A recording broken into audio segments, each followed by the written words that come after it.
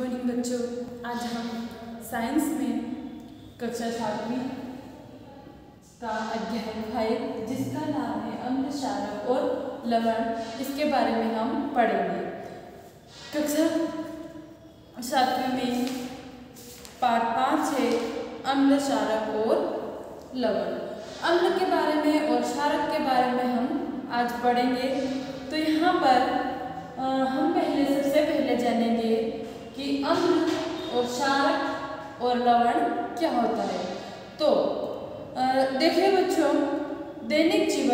हमारे दैनिक जीवन में क्या होता है, नींबू, इमली और नमक जो हम उपयोग करते हैं, शक्कर उपयोग करते हैं, इस प्रकार से जो हम उपयोग करते हैं, इसी प्रकार से सिरके और अनेक प्रकार के पदार्थों का उपयोग हम जो करते हैं।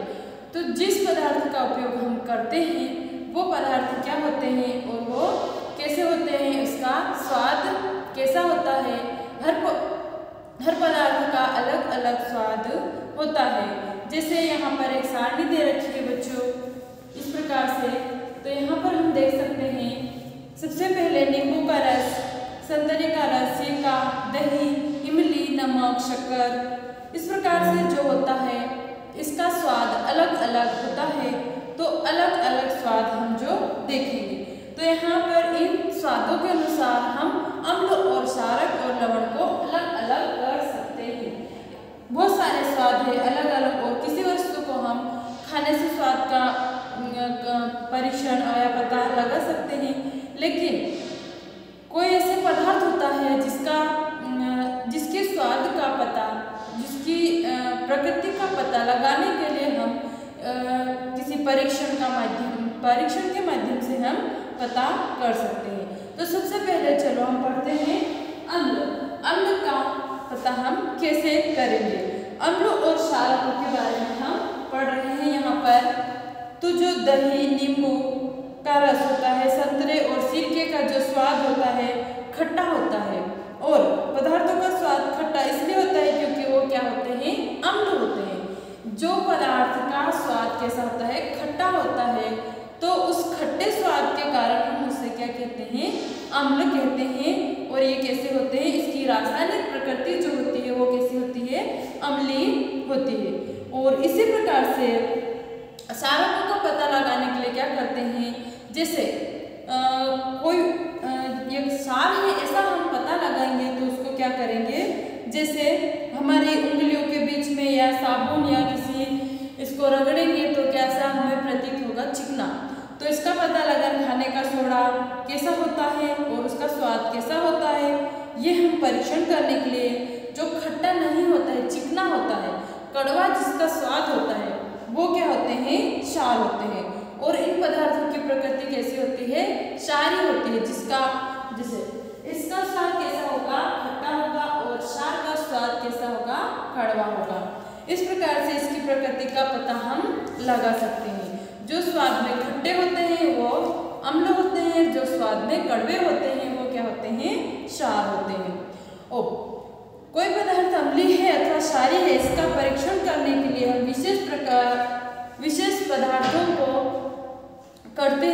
उपयोग करते हैं। विशेष प्रकार के पदार्थों का उपयोग किया जाता है। वे पदार्थ सूचक कहलाते हैं। सूचक के रूप में भी हम इसको परीक्षण कर सकते हैं। सूचकों को जब हम अम्लीय और क्षारीय पदार्थ युक्त विलयन में मिलाया जाता है तो इसका रंग बदल जाता है। तो इस प्रकार भी इसका पता हम कर सकते हैं। इस प्रकार से पदार्थों में क्षार और अम्ल प्रकृति का पता लगाने के लिए हम एक परीक्षण भी कर सकते हैं। यहाँ पर एक टेबल दी हुई है बच्चों, इसमें हम देखेंगे कि किसकी प्रकृति कैसी होती है। यहाँ पर अम्ल का नाम दे रखे हैं और किसमें पाया जाता है, कौन कौन सी ऐसी वस्तुएं होती है जिसमें अम्ल पाया जाता है, और कौन कौन से ऐसे पदार्थ होते हैं जिसमें क्षार पाया जाता है। तो यहाँ पर चूने का पानी, इसमें क्या पाया जाता है, कैल्शियम हाइड्रोक्साइड, वो क्या है, एक क्षारक होता है। और यहाँ पर हम सिरका देखेंगे, सिरके में क्या पाया जाता है, एसिटिक अम्ल पाया जाता है, वो होता है अम्ल होता है। इस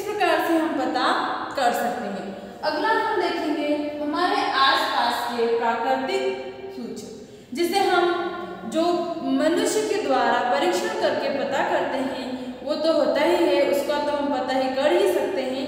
लेकिन इसके अलावा जो होता है हमारे आसपास के प्राकृतिक, मतलब प्रकृति के द्वारा जो हमें उपलब्ध होते हैं उसके द्वारा हम कैसे क्या कर सकते हैं, किस प्रकार से उसका पता लगा सकते हैं। यहाँ पर एक पेपर पत्र दिए हुए हैं जो लाल और नीला होता है। इसके माध्यम से हम लिटमस पेपरों के माध्यम से, इन पेपरों को लिटमस पेपर कहा जाता है, इनके माध्यम से हम क्षार और अम्ल प्रकृति का पता कर सकते हैं। हम सबसे सामान्य रूप से उपयोग किए जाने वाला प्राकृतिक सूचक जो लिटमस होता है, इसे लाइकेनों से निष्कर्षित किया जाता है। लाइकेन जो एक पौधा होता है इस प्रकार से दिखता है, वो किसी सूखे पेड़ की टहनियों के ऊपर ये उगता है बारिश के मौसम में, और इस प्रकार से इसके द्वारा हम इस पेपर को प्राप्त करते हैं और इसके माध्यम से अम्ल और क्षारकों का हम क्या करते हैं, परीक्षण करते हैं और अम्ल और क्षारकों की प्रकृति का पता हम लगाते हैं। तो आगे हम देखेंगे लाल लिटमस पेपर से क्या होता है और नीले लिटमस पेपर से क्या होता है। तो लाल और नीला लिटमस पत्र के रूप में हमारे पास उपलब्ध होता है, तो हम इसका परीक्षण कर सकते हैं। लाल लिटमस पेपर और नीला लिटमस पेपर जो किस प्रकार से उसको परीक्षण कर सकते हैं। तो देखते हैं बच्चों क्या होता है। और एक ऐसा भी विलयन होता है जिसे हम उदासीन कहते हैं, उदासीन विलयन। ऐसे विलयन जो लाल अथवा नीले लिटमस पत्र के रंग को परिवर्तन नहीं करता है, उदासीन विलयन या उदासीन विलयन कहलाते हैं। ऐसे पदार्थ न तो अम्लीय होते हैं और ना ही क्षारीय होते हैं। यहाँ पर इस प्रकार से हम देख सकते हैं परीक्षण। लाल लिटमस पेपर और नीला लिटमस पेपर किस प्रकार से उपयोग करते हैं और किस प्रकार से वो हमें उसकी प्रकृति का पता हम लगा सकते हैं। तो बच्चों जो लाल लिटमस पेपर होता है वो क्या होता है, अम्ल जो होते हैं स्वाद में खट्टे होते हैं और क्षार जो होते हैं स्वाद में कड़वे होते हैं। और लिटमस पेपर जो वे पदार्थ जो ना अम्लीय होते हैं और ना क्षारीय होते हैं उसे हम उदासीन कहते हैं। और लिटमस पेपर के माध्यम से इसका पता हम कर सकते हैं। और अम्ल जो होता है वो लिटमस पेपर को क्या करता है, नीले लिटमस पेपर को क्या करता है, लाल कर देता है। और क्षार जो होता है वो लाल को नीला कर देता है। इस प्रकार से लिटमस पेपर का उपयोग हम कर सकते हैं और क्षार और अम्ल का पता हम लगा सकते हैं। तो इस प्रकार से जो प्राकृतिक सूचक होते हैं वो होते हैं लाइकेनों से हम प्राप्त कर सकते हैं। अब हम देखेंगे आगे उदासीनीकरण। उदासीनीकरण क्या होता है कि जब नीले लिटमस को लाल कर देता है तो क्षारक लाल को नीला कर देते हैं। अब किसी अम्ल या किसी क्षारक में मिलाया जाता है तो क्या होता है, कोई भी क्रिया नहीं देता है, कोई भी प्रभाव नहीं पड़ता है, तो क्या होता है उसमें उदासीनीकरण कहलाता है, उसका कोई भी प्रभाव नहीं पड़ता है। किसी अम्ल और किसी क्षारक के बीच होने वाली अभिक्रिया क्या कहलाती है, उदासीनीकरण कहलाती है। किसी अम्ल और किसी क्षारक के बीच में जो होने वाली अभिक्रिया को क्या कहते हैं हम, उदासीनीकरण कहते हैं। इस प्रक्रम में ऊष्मा के निर्मुक्त होने के साथ साथ लवण और जल भी निर्मित होते हैं। ऊष्मा तो उत्पन्न होती है लेकिन इसके साथ साथ ही लवण और जल भी निर्मित होते हैं, तो वो क्या होते हैं, उदासीनीकरण की क्रिया होती है। अब यहाँ पर एक पुस्तक में हमने देखा है, इसमें हम अम्ल वर्षा के बारे में पढ़ रहे हैं। अम्ल वर्षा जब आप अम्ल वर्षा शब्द से परिचित है, मतलब आपने कभी सुना होगा कि अम्ल वर्षा क्या होती है। अम्ल वर्षा में क्षतिकारी प्रभावों के बारे में भी सुना होगा कि अम्ल वर्षा से क्या होते हैं, हानि होती है। और जब वर्षा में अम्ल की मात्रा अत्यधिक होती है तो वह अम्ल वर्षा कहलाती है। क्या होता है, अम्ल में मतलब जो बारिश होती है उस बारिश में क्या होता है, खट्टेपन का स्वाद, एसिड ज्यादा होता है, तो उसे हम क्या बोलते हैं, अम्ल वर्षा कहते हैं। वर्षा जल में अम्ल कहाँ से आते हैं, अम्लीय कैसे हो जाते हैं, क्योंकि कार्बन डाइऑक्साइड जिसे पृथ्वी पर बहुत सारा प्रदूषण जिसे फैला हुआ है, कार्बन डाइऑक्साइड, सल्फर डाइऑक्साइड और नाइट्रोजन ऑक्साइड जैसी गैसें वायु में प्रदूषित होते हुए वो क्या करती है, जब ओस के रूप में, जब क्या होता है, एक कोहरे के रूप में या ओस के रूप में पानी जो बादलों के द्वारा अवशोषित होकर सूख कर वाष्प बन के बादल बन जाते हैं, इस प्रकार उसमें जो नाइट्रिक अम्ल होते हैं, सल्फर, कार्बन डाइऑक्साइड, इस प्रकार के अम्ल जो मिल जाते हैं और वो बारिश के रूप में वापस वर्षा के साथ में नीचे गिरता है तो वो एसिटिक अम्ल कहलाते हैं, या अम्ल वर्षा होती है, जिससे वो क्या करते हैं, इमारतों, जंतु और इस प्रकार से पेड़ों को हानि पहुंचा देते हैं, तो उसे हम क्या कहते हैं, अम्ल वर्षा कहते हैं। अब इस प्रकार से अम्ल वर्षा होती है। अब हम दैनिक जीवन में उदासीनीकरण के उदाहरण पढ़ेंगे।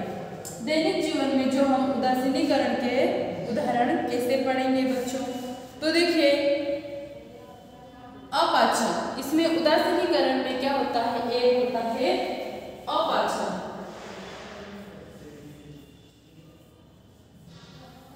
अपाचन होता है, अपाचन में क्या होता है कि हमारे आमाशय में हाइड्रोक्लोरिक अम्ल पाया जाता है। हमारे आमाशय में क्या होता है, हाइड्रोक्लोरिक जो अम्ल पाया जाता है, यह भोजन के पाचन में हमारी सहायता करता है, लेकिन आमाशय में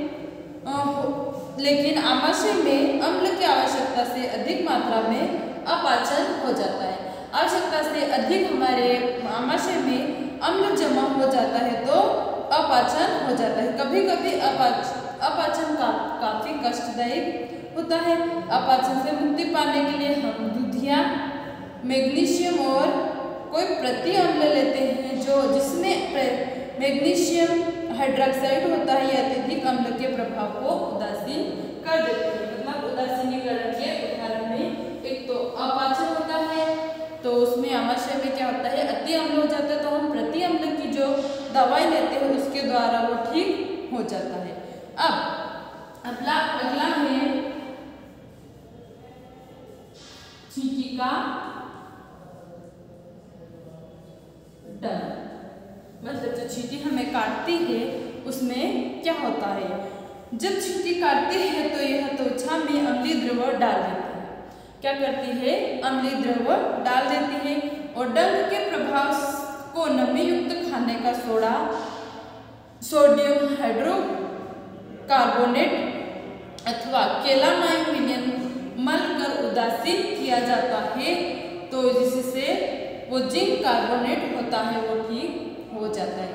उसमें प्रति अम्ल हमारे शरीर में वो डाल देती है, तो क्या करते हैं, केलामाइन विलयन जिंक कार्बोनेट जो डालते हैं उसके द्वारा वो ठीक हो जाता है। अगला है मृदा उपचार।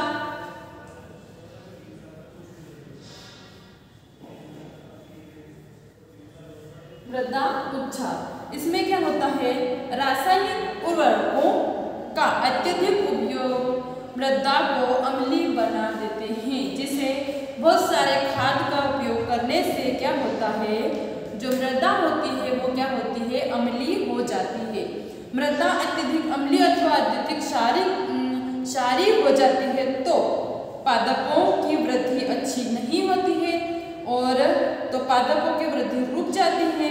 तो इस प्रकार से अत्यधिक मृदा अम्लीय होने के कारण बिना बुझा हुआ चूना कैल्शियम ऑक्साइड कहलाता है, जो अथवा बुझा हुआ चूना कैल्शियम हाइड्रोक्साइड जैसे सारकों को उपचारित किया जाता है तो मृदा को क्षारीय हो तो उसमें जैव पदार्थ मिलाए जाते हैं तो अम्ल पदार्थ मृदा में अम्ल निर्मुक्त हो तो उसकी सारी प्रकृति को क्या करते हैं, उदासीन कर देते हैं। तो मृदा के उपचार में भी उदासीनीकरण के द्वारा ठीक किया जाता है, इसके उपचार में भी इसका उपयोग किया जा सकता है।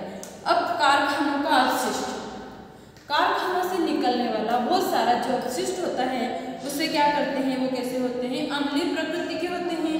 अब उसको वापस सारे या उदासीन करने के लिए किसी जलाशयों में या मछलियों अन्य जलों के लिए अम्ल नष्ट कर देते हैं। अतः कारखानों के अपशिष्टों को जलाशयों में विसर्जित करने से पहले सारी पदार्थ मिलाकर उदासीन कर दिया जाता है ताकि उसकी प्रकृति अच्छी बनी रहे। तो इस प्रकार से कारखानों का अपशिष्ट, इस प्रकार से इसके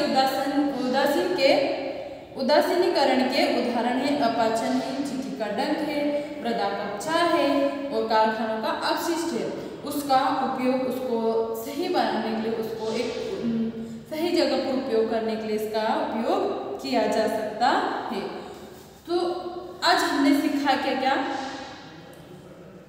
अम्ल स्वाद में खट्टे होते हैं, क्षार स्वाद में क्या होते हैं, कड़वे होते हैं और इनका स्पर्श साबुन से होता है। ये सारे की प्रकृति होती है। अम्ल नीले लिटमस को लाल कर देते हैं और क्षार लाल को नीला कर देता है। वे पदार्थ जो न तो अम्लीय होते हैं और न ही क्षारीय होते हैं उसे क्या बोलते हैं, उदासीन कहते हैं। और ऐसे पदार्थ जो विलयन, जो अम्लीय प्रकृति और उदासीन विलयन के भिन्न रंग दर्शाते हैं उसे क्या बोलते हैं, सूचक बोलते हैं। और अम्ल और क्षार एक दूसरे को उदासीन करके लवण बनाते हैं। जो अम्ल और क्षार होते हैं एक दूसरे को उदासीन करके क्या बनाते हैं, लवण बनाते हैं। लवण अम्लीय, क्षारीय और उदासीन प्रकृति के हो सकते हैं। लवण कितने प्रकार के हो सकते हैं, अम्लीय भी हो सकते हैं, क्षारीय भी हो सकते हैं और उदासीन प्रकृति के भी हो सकते हैं। तो लवण कैसे प्राप्त होते हैं, अम्ल और क्षारीय एक दूसरे को उदासीन करके लवण बनाते हैं। तो इस प्रकार से आज हमने अम्ल, क्षारक और लवण के बारे में जो पढ़ा है, बच्चों इसको अच्छे से समझिए और जो समझ में नहीं आए वो आप लोग हमें पूछ सकते हैं स्कूल में आके। और इसकी फिर कॉपी भी कंप्लीट करना है और PDF के माध्यम से जो प्रश्न उत्तर हम देंगे उसको फिर कॉपी में लिखना है। ठीक है बच्चों, इतना।